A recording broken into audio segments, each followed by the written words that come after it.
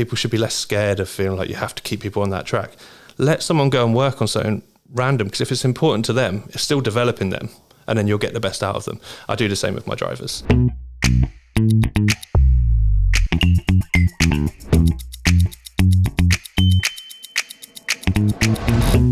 Ben, thank you so much for coming on the show. Really appreciate you giving us your time. You're living a dream, aren't you? Working for Williams Racing. Yeah, I'll be completely transparent. It wasn't my dream as a kid, but I think it's a lot of people's dreams. And I'm very, very fortunate to be there. What's it like? Give us a bit of insight. What's it like working at that level? Cool, how long have you got? I think probably the main bit of insight I'd give you is it's just inspiring. We're talking marginal gains. Every area of the business, everyone's just driving to be the most high-performing team and being best in class and everything. There's so many remarkable people that I work with. That's probably my highlight. It's just to say that it's crazy to think the talent that's in that building. Yeah, it's about the people, right? 100%, all about the people. People might think it's about the car, but it's the people behind the car. Yeah, I was thinking about that this morning on the way here, that there's all the technology, and I'm sure we'll get into that side of it, but all the technology and all the data that you have, but ultimately it comes down to the people and trying to get the best out of them. Is that a big part of your role? Yeah, I think for me, a big part of my role is the value-driven culture that we have, and making sure that everyone understands the journey that we're on and the plan that we have. I'm really fortunate to have landed in a team that many people refer to as like a sleeping giant. They've got so much heritage, but I think that does disservice to the amount of potential that they have in the building. And we're on I don't want to say journey, because a journey sounds like we're not sure where we're going. It's just, let's see where it takes us. It's a plan. There's a plan in place, and yeah, it's really exciting to be a part of, and just watching every area of the business grow. I think we'll unpack that a little bit more later on, and that, I agree with you, that journey piece is nice, isn't it? But it's a bit of a dream that's going on, whereas actually we need to have really solid plans in place. And what's our strategy? What's our vision? What are we going to achieve? Look, I can't imagine there's many listeners out there that haven't heard of F1. But what's sim racing? Tell us about that. Tell us all about your role in that, and what is it? Yeah, a question I get a lot. A question I probably asked myself as recent as just over 2 years ago. And I think that kind of shows where that side of the industry is, but it's really boomed. Sim racing, I'm glad you said sim racing and not esports, because a lot of people default to esports. And I think sim racing sits outside of esports, because sim racing is a form of motorsport. And I could go really, really deep and probably bore you in terms of what I've learned over the last couple of years. But sim racing is professional, and it starts with a game in some places, if it's like the F1 game, and that is a game. People refer to it as Simcade because it's like a simulator, but it's also an arcade game. But then you've got real simulator games as well, which all the engineering and data that you spoke about in F1 exists in sim racing, probably more so, because it's a computer and it's a structured physics model, and you can pull whatever data you want at any point. So you've got so much data there. And I see sim racing as a thing in its own right, but also it's a breeding ground for talent. And that's drivers that want to get into the real world, which is something I'm fortunate enough to help them do. But equally, it's the staff behind it. Like, we've got engineers that have gone to university, come to us as a passion project or some work experience, got that applied learning with us, and now they work in real F1 or in real motorsport because of the experience they had in sim racing. So I see it as almost like an academy, if you like. Some people want to stay in sim racing, but some people want to use it as the tool to move their career forward. How many people transition? Like, what's the success rate of going from, say, sim racing into like F1? Because I know there's some F1 drivers out there now that have been through that platform, through that program. I would say, I'll be completely transparent, don't want to kill anyone's dreams at this stage, but I think after the Gran Turismo movie and different things that have come out, there's too much of a focus on this sort of like pipeline dream that you can go from sim racing to F1. Currently you can't. Yeah, let's not get political and get into two different factors, but there's some key components that are needed on that journey to F1 that sim racing doesn't necessarily give you. But Max Verstappen, I'll put it out there. Obviously, he doesn't drive for the team I work for, but he's massive for sim racing. He's very open about that's where his passion lies. He sim races, he competes against my drivers in sim racing regularly. A lot of it makes the news for various reasons, but he does do that, but he didn't get there through sim racing. I think I said academy. Obviously, my background in football academies, the percentages are similar. I'd say it is very slim for someone to go from sim racing even just into real world racing, let alone to the pinnacle of the sport. But we're seeing more and more of it, and people are recognising it now as less of an e-sport and more of a motorsport, and that's opening up so many doors. I mean, I fly to Atlanta at the weekend to take 4 people with me that are sim racers that are now professional racing drivers for our team, representing the brand of Williams, and there's 24 other drivers in that series that have also taken the same route. So there's lots of people doing it. Red Bull are doing great work at the minute. They've got a young guy that's a sim racer that Max is helping put in multiple different cars. So you're seeing more of it, and it's definitely an avenue, but I wouldn't want people to think it's an easy route to go from sim racing to real. Yeah, absolutely. You mentioned, football there as well, and the percentage of people that make it from, the academies into elite top level, sort of premiership level sport is very slim. But that doesn't mean give up on your dream, because like you do the right stuff, you get in with the right people, you work hard, then the chances are there for you. One of the things, I don't want to put words in your mouth, but I think you're most proud of, and I broke one of our cardinal sins in my introduction to you, where I'm talking about this holistic development program that you've created. Give us a bit of insight. Like, what is that, and why are you so proud of that? Yeah, I think just to sort of piggyback off the back of your last comment before the question as well, is it's not about the goal for me as well in terms of taking a sim racer to real. There's so much, same as in a football academy, there's so much that we offer these young people whilst they're going through that, and that's because of the holistic development that we give them. And I think I'd like to think a good example of someone that's come through sport, and if you judge me on results-based success, you go, well, you're a failed athlete. But actually, I maybe did believe that initially, early on in my career, but I don't see myself as a failed athlete. Actually, I see myself as incredibly fortunate to have gained the skills that I've gained from being in that environment. And it's similar. And that's why I care so much about holistic development. I think I'm talking about it from a sporting context, but it doesn't matter what industry you're working in. I think leaders need to look at that holistic development piece so much more. I could go again. I apologise again. I could go really, really deep on this because I care a lot about it. Keep going. But when you look at kind of my generation, I kind of feel like we've done a lot of damage as well as good in terms of leadership and what it means to be a leader.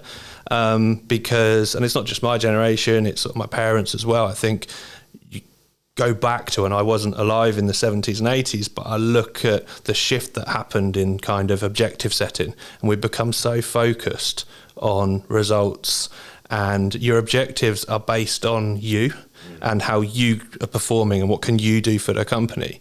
But actually you're neglecting this bigger piece of how can you help others?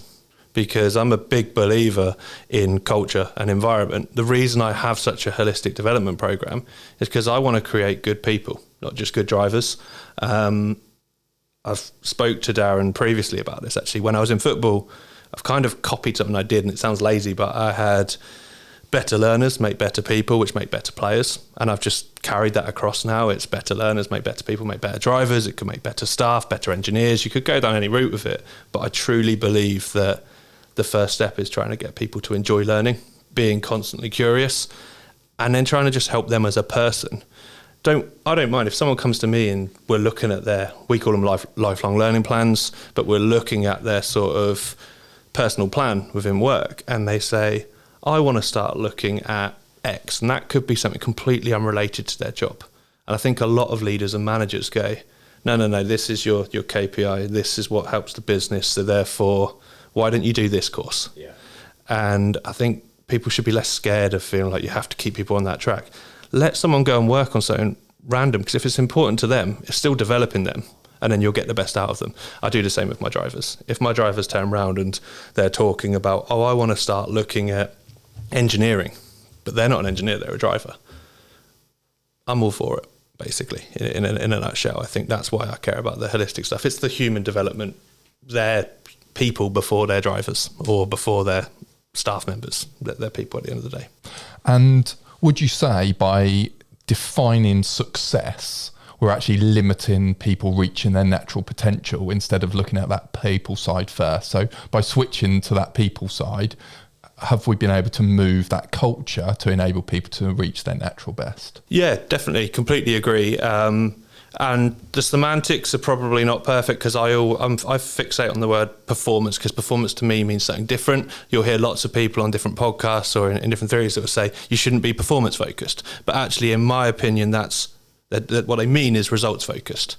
Because for me, performance, I default to what I see as high performance, which is high performance is holistic. And high performance, it's not about the outcome.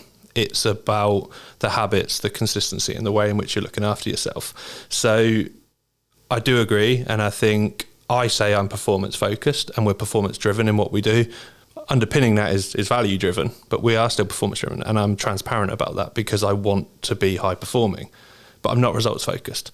The problem you have, and apologies for taking it back to sport, but the problem you have in a sporting industry, and it's still the same in a lot of business industries, and what things popping into my head now is like when you're looking at sales or you're looking at banking and you're looking at different areas, they're still incredibly results focused.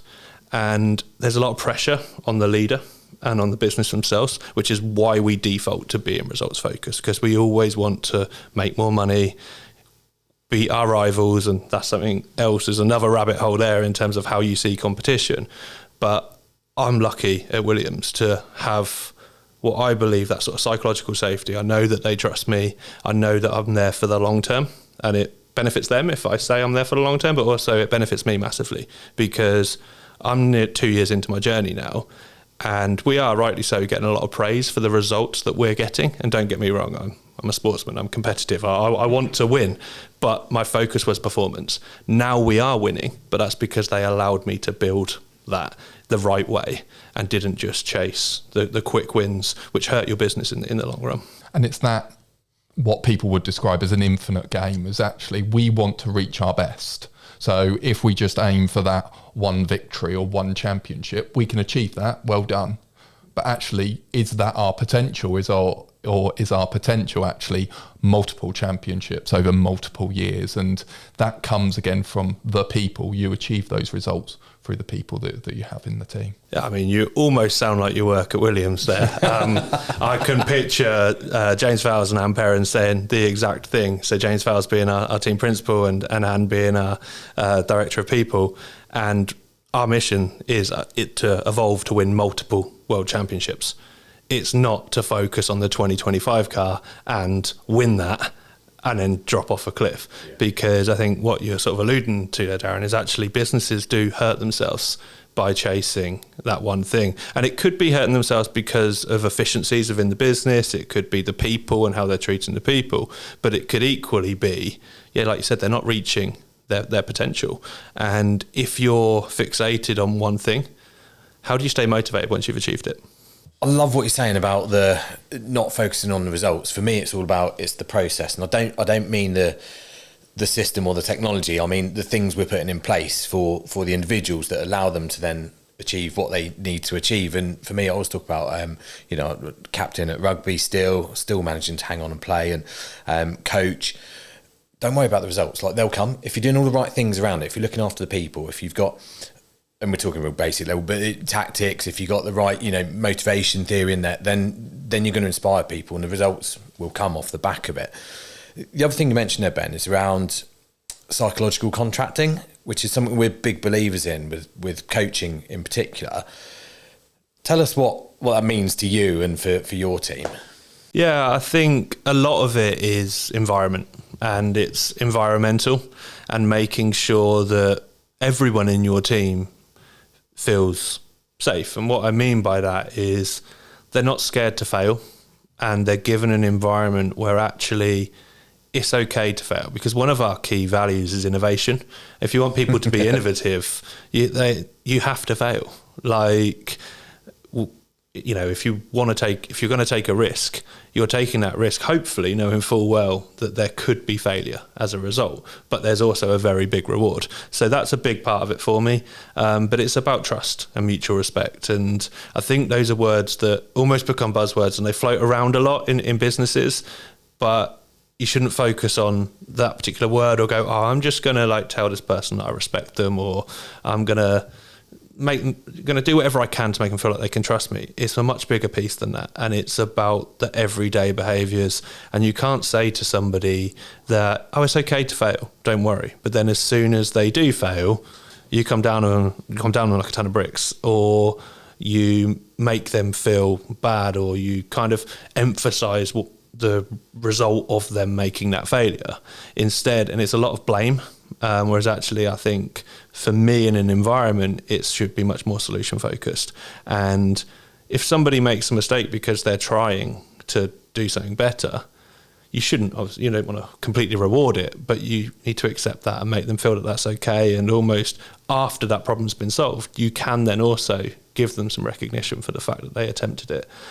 So yeah, it's a difficult one to describe without taking you into completely the environment that we have, but I do think it's environmental led in terms of that. I think that's really important, because I think many businesses put like buzzwords, for their culture, and actually trust, for example, is a belief that comes from your behaviours. So for people to feel like they're working in a trusting environment, that has to come from you as a leader in the behaviours that you demonstrate to allow people to feel that safe, that psychological contracting in their workplace. Yeah, definitely. And I think just hearing you say that then's got me thinking there's a real misconception, obviously in my personal opinion, I'm not professionals like yourself in this. I'm just someone that lives it and feels passionately about it. But leadership is, people see it wrong, in my opinion.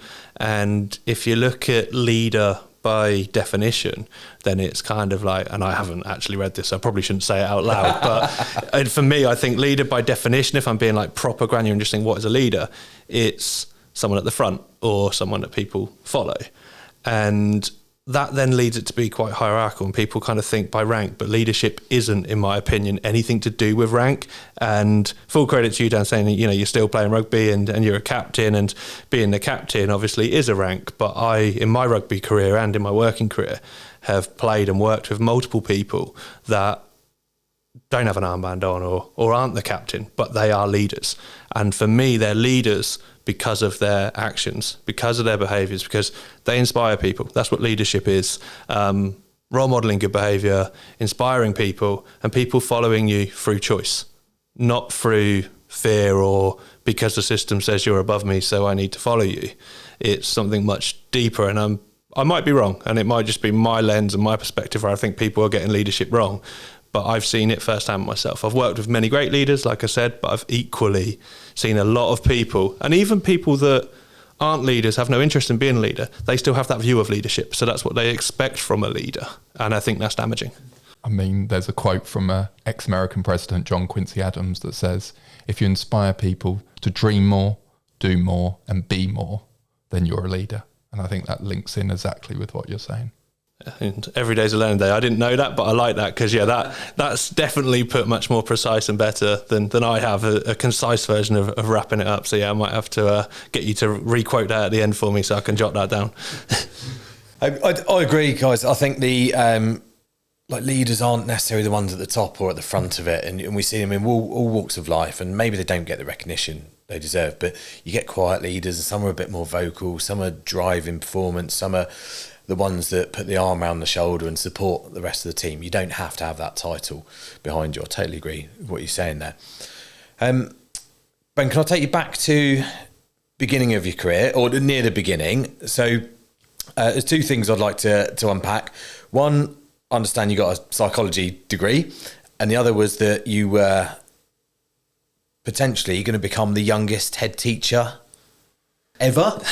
Yeah, so...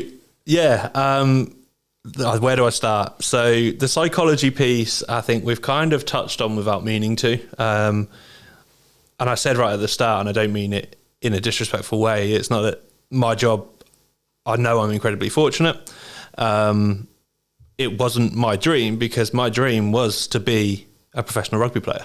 And for a number of different reasons, I learned that wasn't likely. Definitely not impossible, because I don't think anything's impossible, but it wasn't likely. And that's because I'm looking at the levels that I'm playing at and could recognise early on, maybe now I can look back and go, I was quite self-aware, didn't think that at the time. I was just like, almost thought it was a negative mindset, because I'd look around and go, well, he wants to play my position and he's better than me. That's the second position I can play, and I think he's better than me. So where do I fit? I'm probably a good replacement because I can play anywhere across the back line, but I'm not likely to make the pinnacle of the sport on talent alone. But I worked hard. I then decided, actually, what can I control? Because I can't change what I believe like my innate level of talent is. But I was like, psychology really interests me. So I went to study psychology. Initially, I'd say from a selfish perspective, being completely transparent, it was about how can I help myself? That's what I thought at the time. I then realised as I got older, it wasn't selfish at all. Without saying too much, it's not my place to say, but my brother had a challenging upbringing in terms of his own behavioural needs, and I was just curious I really wanted to help him. He didn't see it that way. I think he thought perhaps I was judging him or that we were just very different people, but actually I cared so much about wanting to understand him because I wanted nothing more than to be able to connect with him. And I'd look at other friends and their brothers and be like, I wish I had that with my brother, but I couldn't quite understand how to get it because we were so different. So I did it because I wanted to help people. It was to try and help my career, but it was more because I just had this innate drive to want to help people. And then that led me on a journey where I did sports science as well. And it looks like in my journey, and when I was working in football, someone said to me once in an interview, like, you're one of the only people that we look at your career and you've just been building to this moment. You've like had a very clear pathway. And I laughed and was like, the opposite. The job I'm doing in football, head of player care, didn't exist when I was at school. So how could I have built my career to get to that? And actually, I just did the things that were my why and the things that drove me and were my purpose. It happened to lead me there. Then education came about. Obviously, before football, I ended up working in education, complete freak and by chance, if I'm being honest. Always thought I wanted to be a teacher. I wanted to be a teacher when I couldn't work in professional sport anymore, basically. That's what I wanted to do because I was born an educator. Don't know how, but I just love teaching people and trying to help people develop. So I fell into teaching. Basically, I was personal training somebody and they were like, you should be a teacher. And I was like, it means a lot that you say that because I want to one day. I don't know if I want to go back to university was my first thing. She was like, let me speak to my head teacher. He will love you. Basically, he worked with the Olympics. He was very sport driven. I met him. He told me about a scheme that was made for elite athletes. Interestingly, I remember the conversation he spoke to me about Usain Bolt, and I'm thinking, what do me and Usain Bolt have in common? But he said, it's assessment only. You don't have to go back to uni.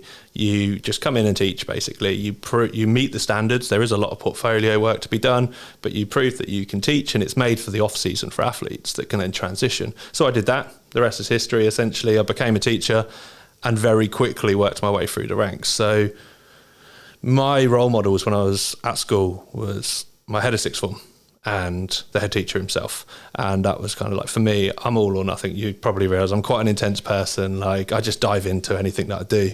So when I became a teacher, I had this crazy dream of like, yeah, I'm gonna become head of sixth form. Kind of right off the head teacher bit was I'm gonna become head of sixth form. Well, I was only 25 at the time. Obviously, there were people, and this really shaped my leadership, because there were people there that had been teaching at that school alone for longer than I'd been alive, which meant my approach to leadership was really shaped by that, because I had to take people with me, and I needed those people to help me be successful and to help the project be successful. So I was already the youngest we know for the south of England, I can't quote for the whole of England at the time, but I was the youngest in that role as director of sixth form.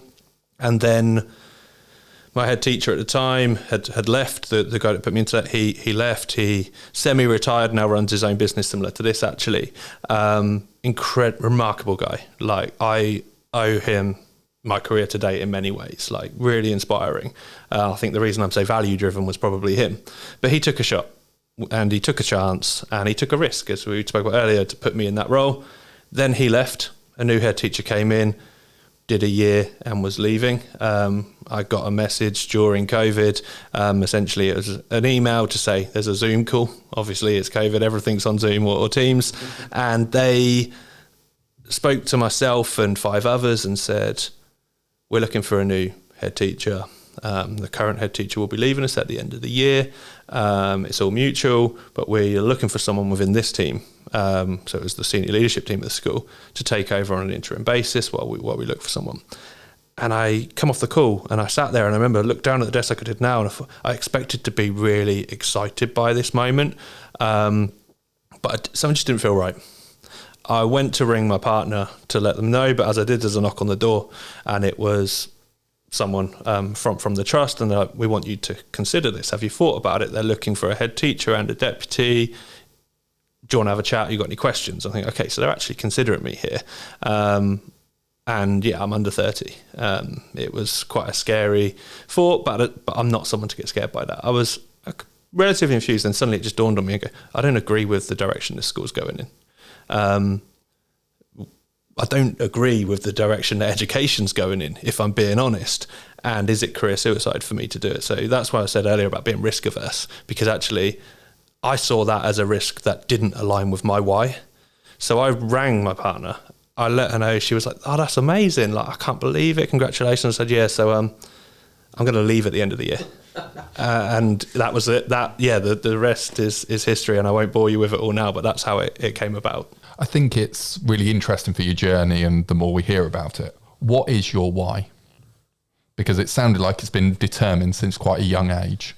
Yeah, so when I mentioned the psychology piece and what I thought was selfish, it is developing people.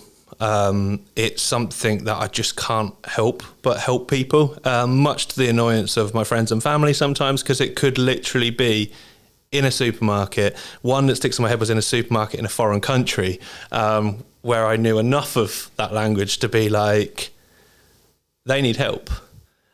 But they said, yeah, but you don't need to help them. I was like, but I do, because I know that they need help and I can help. If I don't have the answer, then fine, I'll mind my business. But actually there's someone there that needs my help and I'd like to help them. Or if we're having a conversation like we are now, I'm no fun at parties at times, because don't get me wrong, I played rugby for so I can definitely party. But at the same time, if either of you were there and you got me talking on this, I could talk like I am now about it. And I realised that is my why.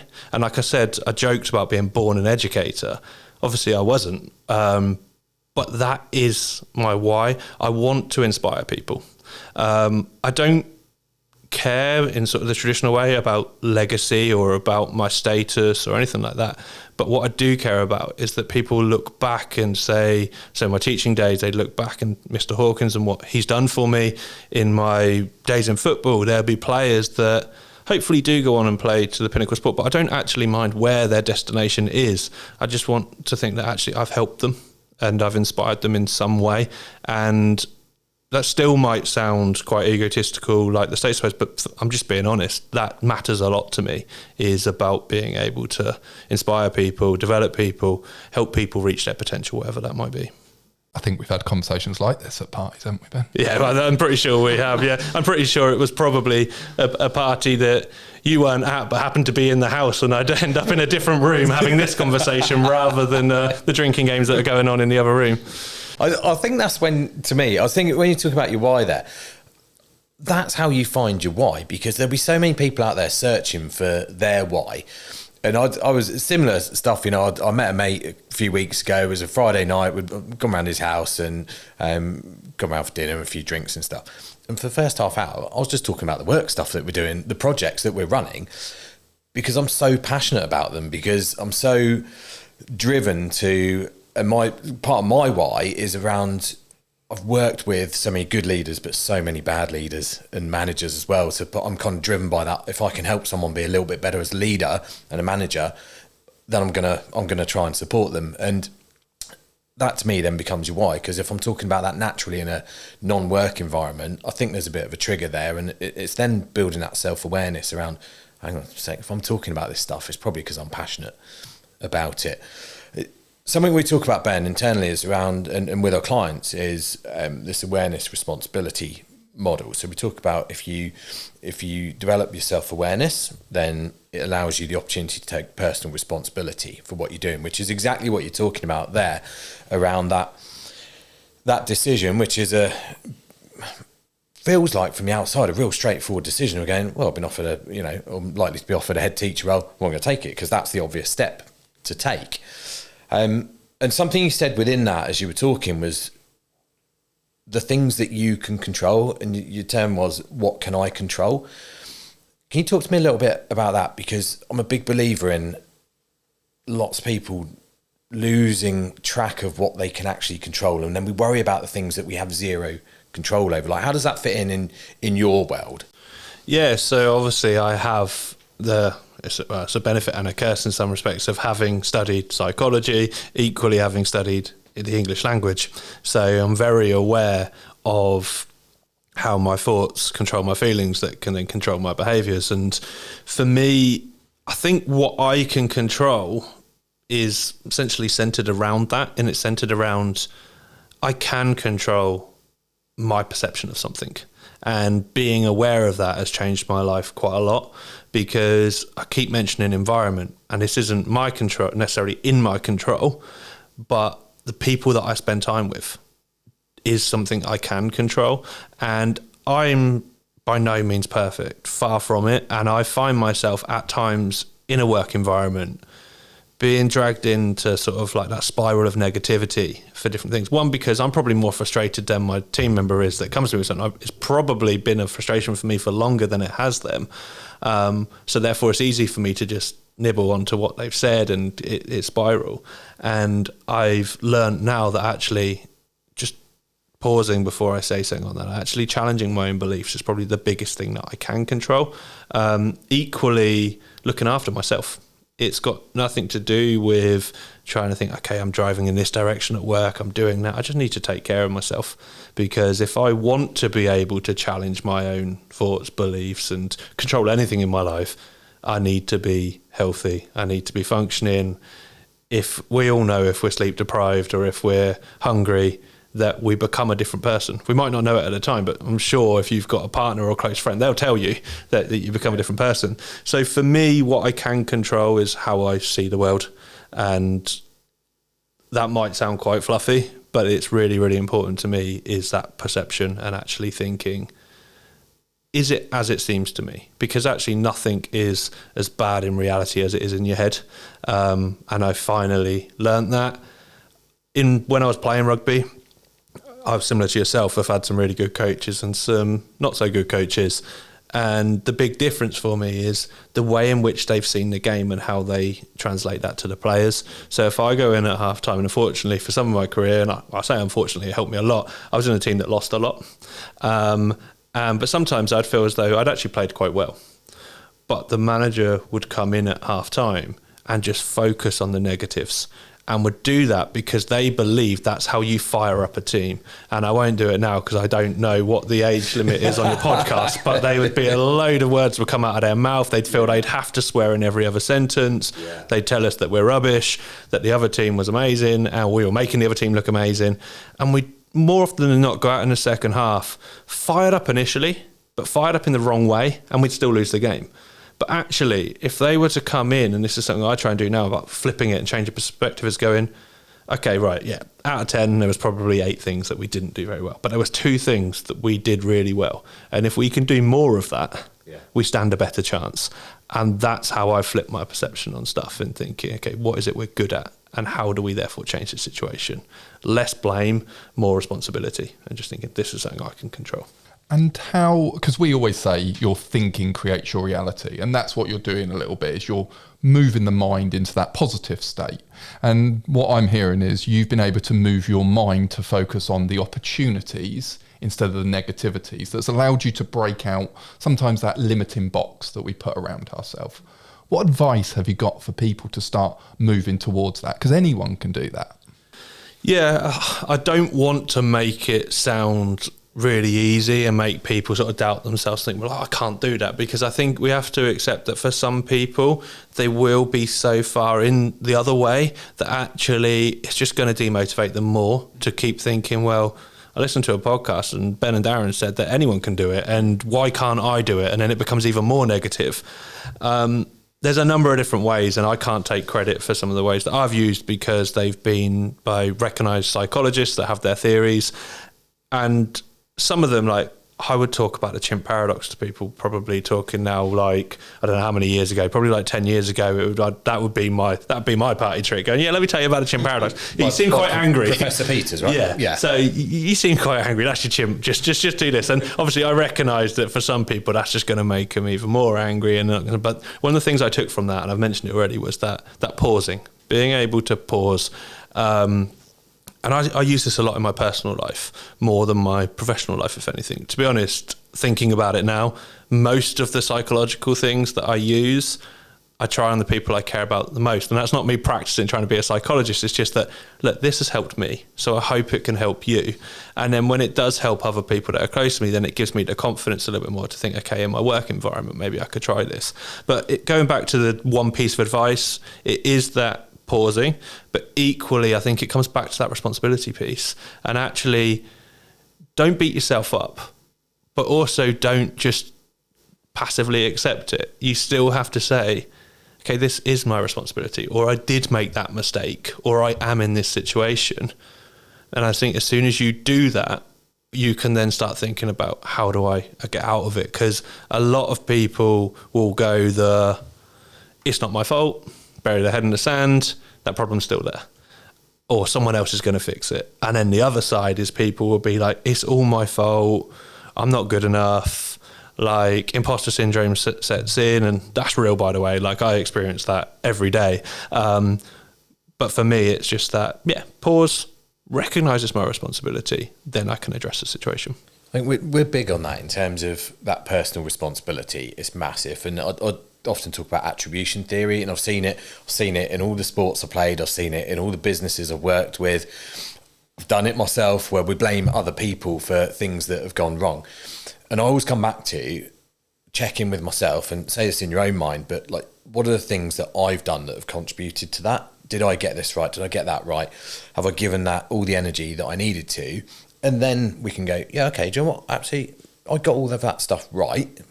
Unlikely, but I got all of it right. So I can then look at other aspects and then learn from that. Whereas actually, but most of the time, okay, hang on, there's probably, if I'm really honest, there's some things in there I didn't quite get right. My communication wasn't quite right, or, you know, maybe I made it a little bit more about me than I did about the team. And then actually we need to take personal responsibility for the things that comes back to what we have control over, and then make those changes according to that.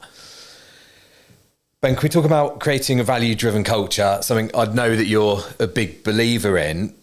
Just explain what that is and what that means to you.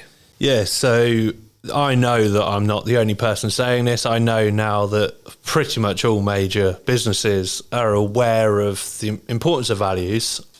I don't want to speak ill of people, but I also think that it's that sort of pop psychology side of stuff where people are aware of it, they've heard it on a course, or they've heard that the All Blacks do it, or whatever it might be, and then they're like, I'm going to take this and I'm going to put it into my environment. And I love it. I love the idea, because I look at not just people I've worked with, but my whole life, I've learned from the randomest places. And everything that I say, although I might think it's my own, it's probably come from somewhere. So I'm all for that idea of seeing someone successful do it and taking it.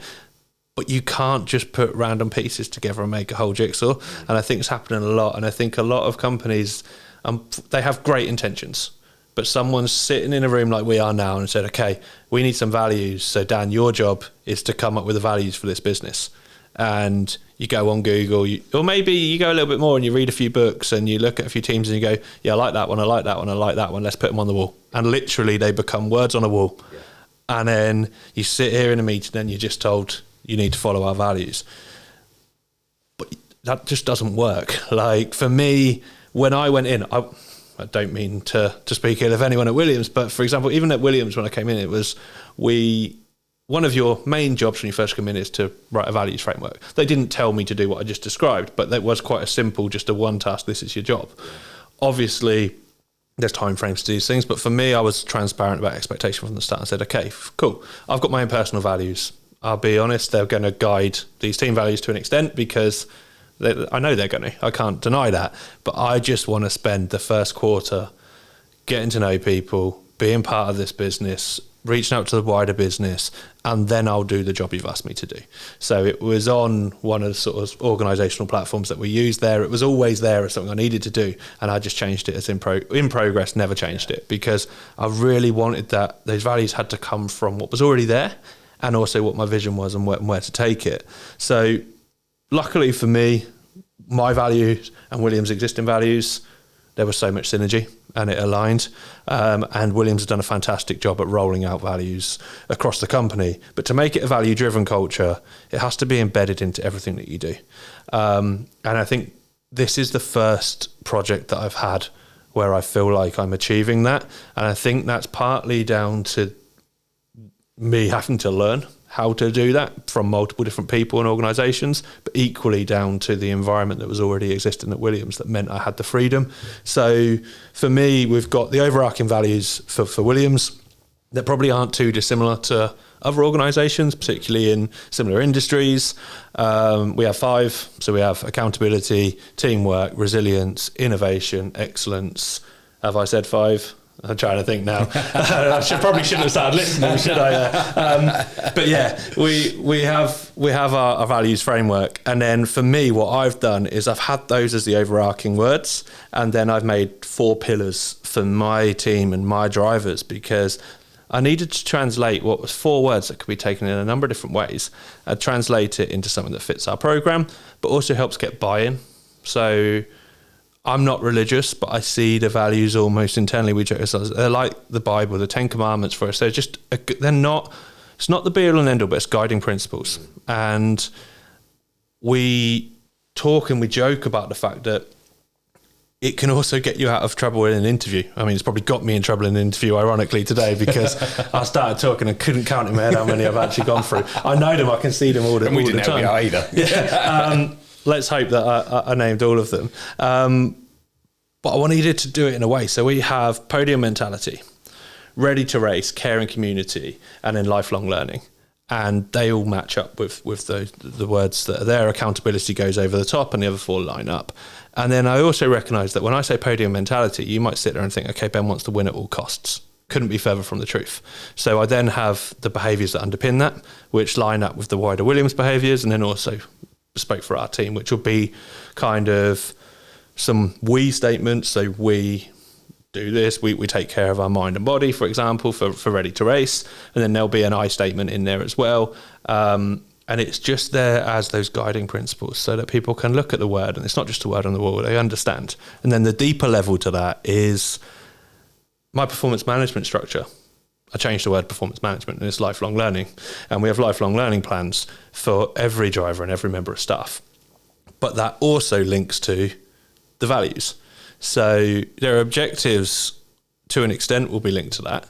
And then equally, the second tab, because unfortunately I can't think of a better way at the moment, it lives in a spreadsheet. But the second tab is kind of a matrix where they can score themselves based on the values. But those scores don't mean anything in terms of their pay increase or anything like that. It's just for them to be more aware of where they are. And I'm okay with, as long as they're not in like a 1 or a 0, which is like a limiting and a hurting factor. It doesn't matter where they are in the rest of they could be leading, they could be operational, they could be a role model within that. But it's just helping them understand where they are and where they aspire to be. And it goes back to that strengths piece. If you're not necessarily, the strongest in podium mentality, but you're a incredibly caring and team player kind of individual, then you might be, okay, I might not be head coach and I might be in a more junior role, but I aspire to be a role model in that particular value because I believe that's where my strength is. So that's how we use it. And then lastly, apologies for the monologue for this, but lastly, we also do in terms of race reviews. So when I first joined, the race review was like a massive 12-page document that was all about pacing qualifying, pacing lap 1, pacing sector 1, all these different things. But not much about actually the performance. It was more results-based. A lot of effort for my engineers that was wasted because the purpose of this report was for me.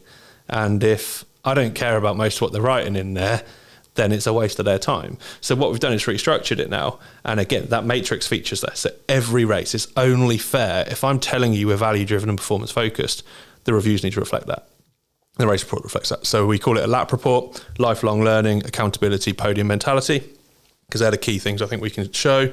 We score them, and there's a tiny, tiny box at the bottom which tells me where they finished in the race. But the RAG rating that fits the matrix, that's what I care about. If I'm seeing somebody that's getting a lot of red there, I don't care if they're P1, P2, P3. If you're getting a lot of red there, then that's not what this team needs for that sustainable success. RAG rating, red, amber, green, which is a good measurement. I love that because it's visual, it's easy, you get a quick view of it. I love also you said about ready to race, which is just so transferable. I think about, and I've spoken about this, and like Darren, since you joined BCF a while back, and something I often talk about is the preparation piece, like be ready to go. So for us, be ready if you're delivering a coaching session, if you're delivering a training session, it's about the preparation. Get ready, like be race ready. Same like in sport, the preparation is key. Like for me, like that rugby environment, get your boots ready in the morning, like have your kit ready to go. Like don't leave any of that to chance, because if you do, it's a distraction, it's a noise barrier when you come into performance. The other thing you're saying there, Ben, is that I remember working a large organisation. This was back when I was in health and fitness industry, and I was working with an ops director, and kept talking about everyone needs to be accountable for what they're doing. I'm like, yeah, what does that mean? Like, what does it actually mean? So I'm so with you in terms of we can stick accountability up on the wall. We can make a really nice poster. ChatGPT could make us a really nice poster, but it doesn't mean anything. So how do you role model those values and those behaviours, like day to day? How do you demonstrate that you're living by these values?